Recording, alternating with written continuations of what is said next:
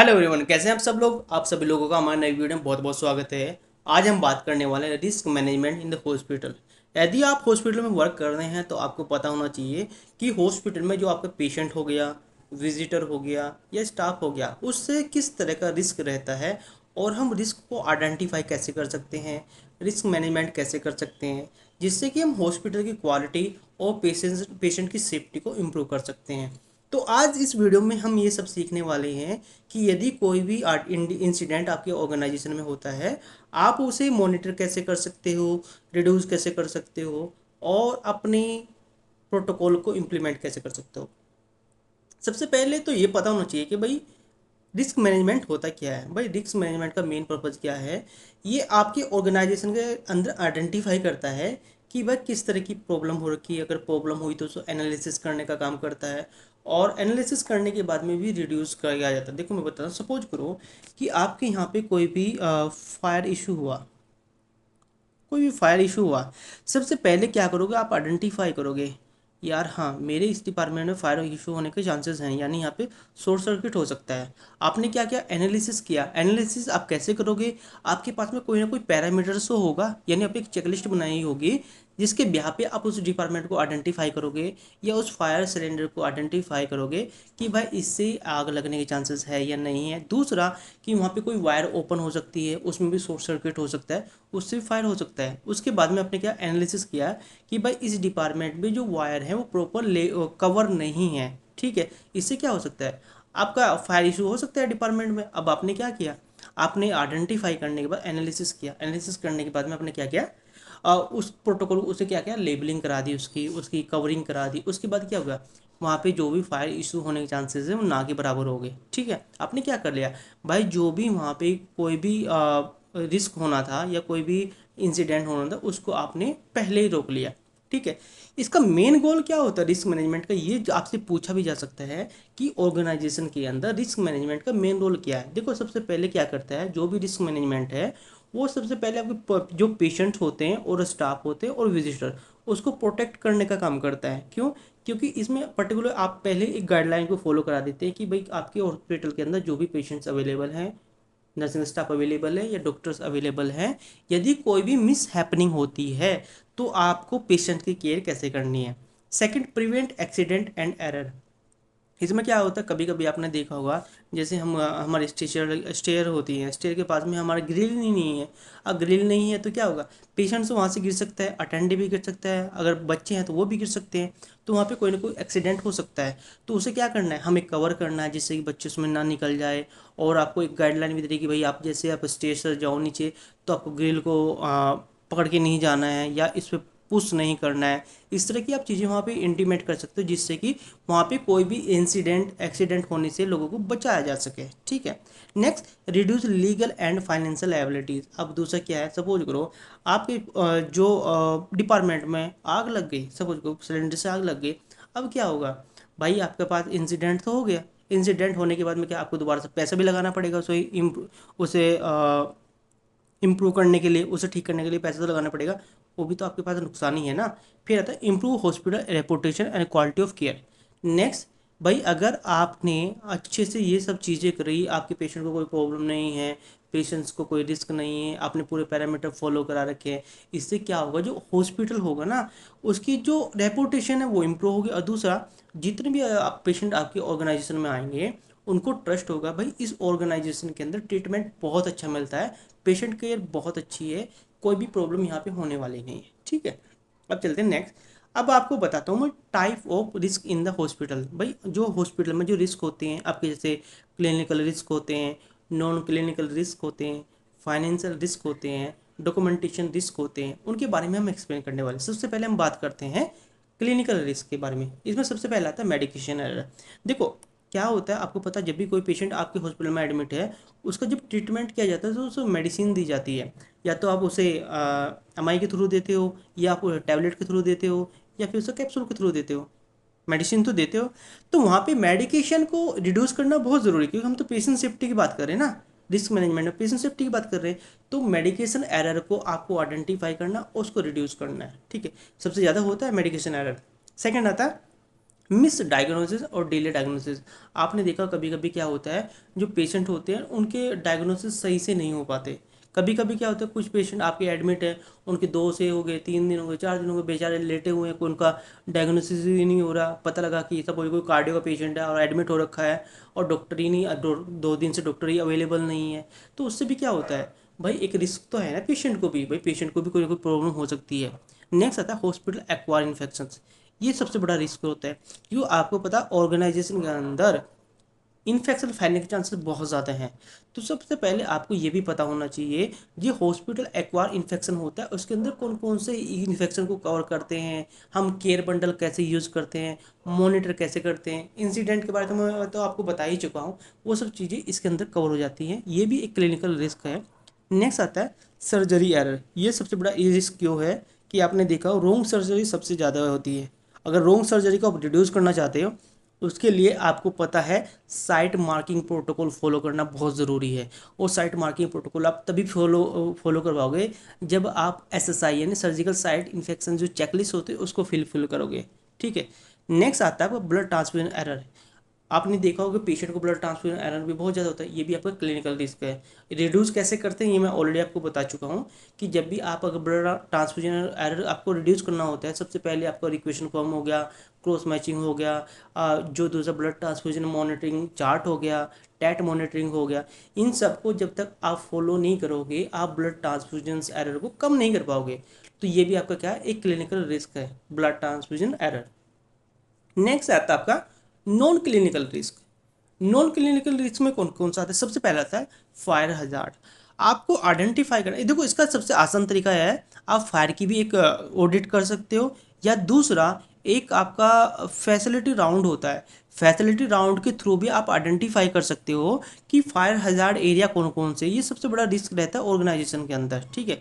Next equipment failure. आपने suppose करो आप आईसीयू में हो और आईसीयू में आपने किसी पेशेंट को वेंटिलेटर पर लेके जाना है और पता लगा आपका वेंटिलेटर ही खराब हो गया। आप किसी पेशेंट को मॉनिटर लगाने वाले, पता लगा मॉनिटर ही खराब हो गया। आप किसी को इन्फ्यूज़न पंप लगाने वाले हो, आपको मेडिसिन देनी है, पता लगा इन्फ्यूज़न पंप ही खराब हो गया। तो ये भी आपके नॉन क्लिनिकल रिस्क में आते हैं। ठीक है। फिर इसका डेटा ब्रीच या आईटी सिस्टम फेलियर। कभी कभी आपने देखा होगा सिस्टम क्रैश कर जाते हैं, आपका इंटरनेट ही नहीं चल रहा, सर्वर में जो डेटा वो सब क्रैश हो गया। तो ये भी एक आपका नॉन क्लिनिकल रिस्क है। Next security risk. Security risk में आता है भाई, जैसे आपको वायलेंस हो गया, लड़ाई झगड़े बहुत ज़्यादा होते हैं, चोरी होगी, और होता है ना चोरी, जैसे एबडक्शन, बच्चों को चुरा लिया। तो इस तरह की चीज़ों ये भी आपके किस में आते हैं, ये भी आपके रिस्क में आते हैं। और उनके लिए आपको मैंने ऑलरेडी बताया था, देखो किसी भी रिस्क को रिड्यूस करने का लिए सबसे आसान तरीका है, आप मॉक ड्रिल कराओ, आप ट्रेनिंग कराओ, आप ऑडिट कराओ, सबसे आसान तरीका है। नेक्स्ट फाइनेंशियल फ्रॉड और इंश्योरेंस इशूज़। आपने देखा होगा मोस्टली इंश्योरेंस में भी बहुत ज़्यादा इशूज़ आते हैं, फाइनेंशियल फ्रॉड में पेशेंट आपका एडमिट है, पेशेंट ही भाग गया, होते हैं ना कभी कभी पेशेंट ही आपके गायब हो जाते हैं। नेक्स्ट आता है आपका ऑपरेशन रिस्क। ऑपरेशन रिस्क में आता है इक्विपमेंट मैन्युफैक्चरिंग, जैसे आपका वेंटिलेटर और ऑक्सीजन सप्लाईज हो गया, फिर power of IT system failure हो गया, फिर पूर वेस्ट मैनेजमेंट। ये बहुत ज़रूरी है। पूर वेस्ट मैनेजमेंट का मतलब क्या है, यहाँ पे जो भी आपका बायोमेडिकल वेस्ट मैनेजमेंट प्रोटोकॉल है वो प्रॉपर फॉलो नहीं होता। इससे क्या होता है, इससे भी इन्फेक्शन फैलने के बहुत ज़्यादा चांसेस रहते हैं। तो ये सब चीज़ आपकी ऑपरेशन रिस्क में आ गई। नेक्स्ट आता है फाइनेंशियल रिस्क में, ऑलरेडी आपको बताया इनकरेक्ट बिलिंग। पता लगा कि पेशेंट आया, उसकी बिलिंग ने पैसा ले लिया है, ठीक, इंश्योरेंस हो गया, टीपी क्लेम रिजेक्शन हो गया, बट टीपी आपके मल्टीपल क्लेम जितने भी है वो रिजेक्ट हो रहे हैं, किस वजह से हो रहे हैं।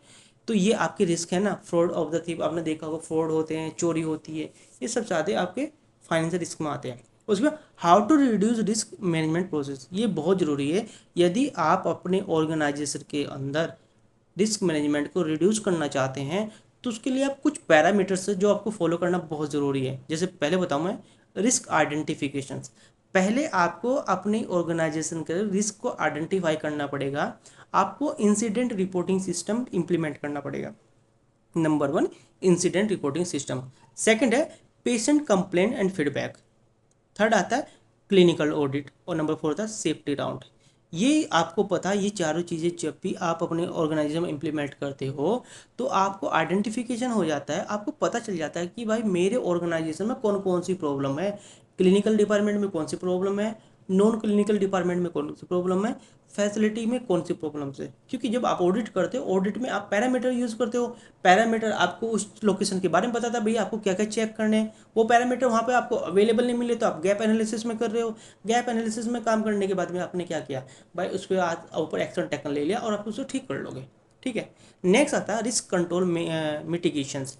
सबसे पहले आपको क्या करना है, जब भी आप किसी ऑर्गेनाइजेशन में काम करते हो, देखो आप किसी भी पोजीशन पे हो, आप नर्सिंग में हो, डॉक्टर्स हो या मैनेजमेंट में हो, सबके लिए चीज़ें इक्वल होती हैं। देखो सबकी रिस्पॉन्सिबिलिटीज़ होती है किसी भी ऑर्गेनाइजेशन को इम्प्रूव करने के लिए, और क्वालिटी को इम्प्रूव करने के लिए भी सभी की रिस्पॉन्सिबिलिटीज़ होती है। अगर आप चाहते हो one candidate responsible for the quality improvement, it's not possible. आपको कंटिन्यू सबको हेल्प करनी पड़ेगी। सबसे पहले आपको अपनी ऑर्गेनाइजेशन में पॉलिसीज़ और एसओपी को डेवलप करना पड़ेगा। जब आप पॉलिसी और एसओपी डेवलप कर लेते हो, उसके बाद में आपको डिपार्टमेंट वाइज इंप्लीमेंट करना पड़ेगा। डिपार्टमेंट वाइज इंप्लीमेंट करने के लिए आपके पास दो ऑप्शन है। आप उन्हें ऑनलाइन या ऑफलाइन ट्रेनिंग दे सकते हो। जब आप ट्रेनिंग दोगे, आप बताओगे भाई उसका जो भी आपने पॉलिसी दी है, एसओपी दी है, उसके एडवांटेज क्या है और डिसएडवांटेज क्या है। यदि आप उस पॉलिसी को इम्प्लीमेंट करते हो तो हमें क्या बेनिफिट होने वाला है, हमारे पेशेंट को क्या बेनिफिट होगा, ऑर्गेनाइजेशन को क्या बेनिफिट होगा। नहीं, स्टाफ ट्रेनिंग एंड अवेयरनेस, आप मैंने ऑलरेडी बताया था, जो आपकी एसओपी पॉलिसीज बनाओगा उस पर पेशेंट को ट्रेनिंग देना बहुत ज़रूरी है। और कभी कभी आपको लगता है जैसे हैंड हाइजीन प्रोटोकॉल हो गया, फायर सेफ्टी मॉक ड्रिल्स होगी, पेशेंट रेस्क्यू हो गया, ठीक है, उसमें आप क्या कर सकते हो, अवेयरनेस प्रोग्राम निकाल सकते हो। जैसे आपने देखा होगा, हम ना कोई वीडियो दिखा सकते हैं। दूसरा, डेमोस्ट्रेशन बिहाफ पे भी हम दिखा सकते हैं। उससे क्या होता है, जो अंडरस्टैंडिंग पावर होती है बहुत ज़्यादा बढ़ जाती है। ठीक है।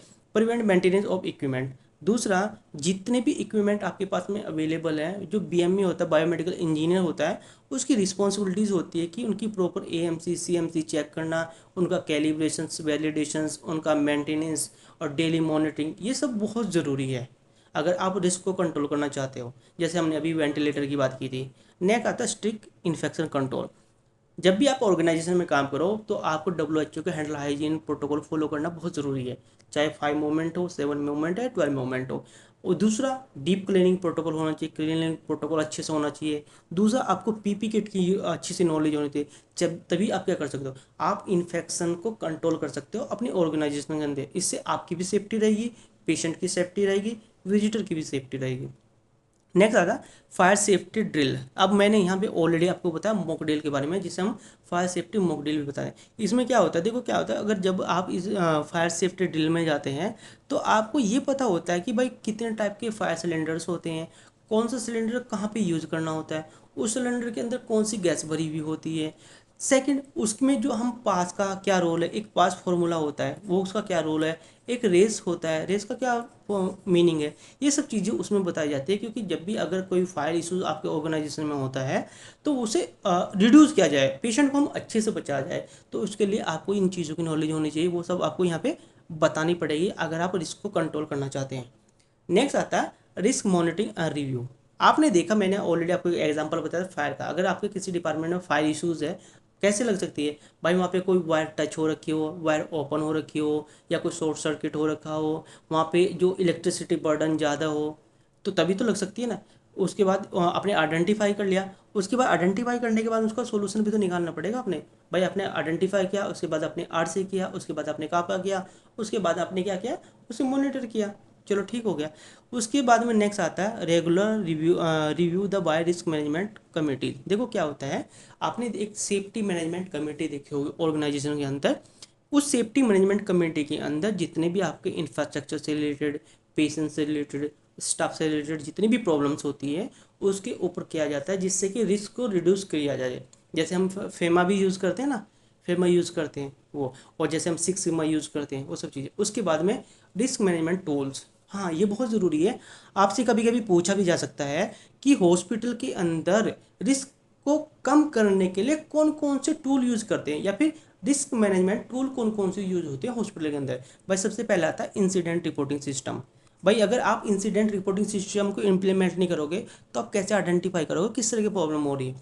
सेकंड आता है RCA, जिसे बोलते हैं रूट कोज एनालिसिस।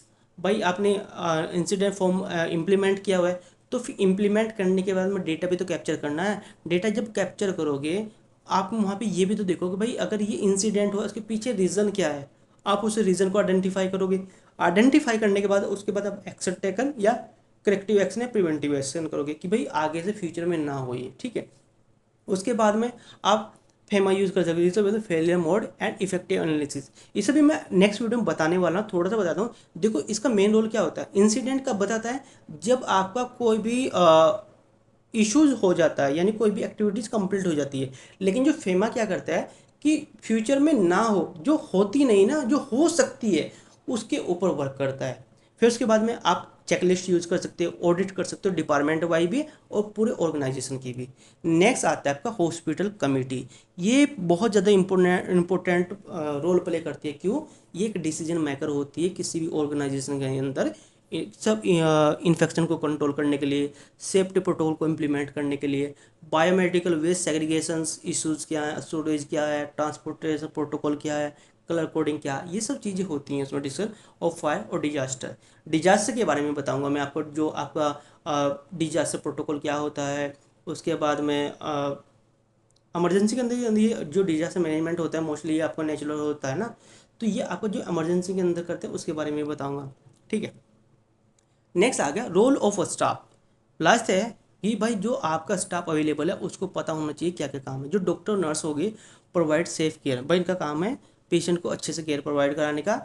रिपोर्ट, अगर कोई भी इनको इंसिडेंट मिलता है या कोई भी इनको रिस्क लगता है, भाई यहाँ पे वो फायर हो सकती है, या यहाँ पे सिलेंडर में लीकेजिंग है, या पे यहाँ पे गैस निकल रही है, या यहाँ पे शॉर्ट सर्किट हो रहा है, या यहाँ पे वायर ओपन है, तो उस कंडीशन में डॉक्टर नर्स का रिस्पॉन्सिबिलिटीज़ है कि जो क्वालिटी मैनेजर हो गया, ऑपरेशन मैनेजर हो गया, मेंटेनेंस मैनेजर हो, उनको इन्फॉर्म करना पड़ेगा। उसके बाद है टेक्नीशियन। जो टेक्नीशियन होता है वो इंश्योर करते हैं इक्विपमेंट कैलिब्रेशन एंड सेफ्टी।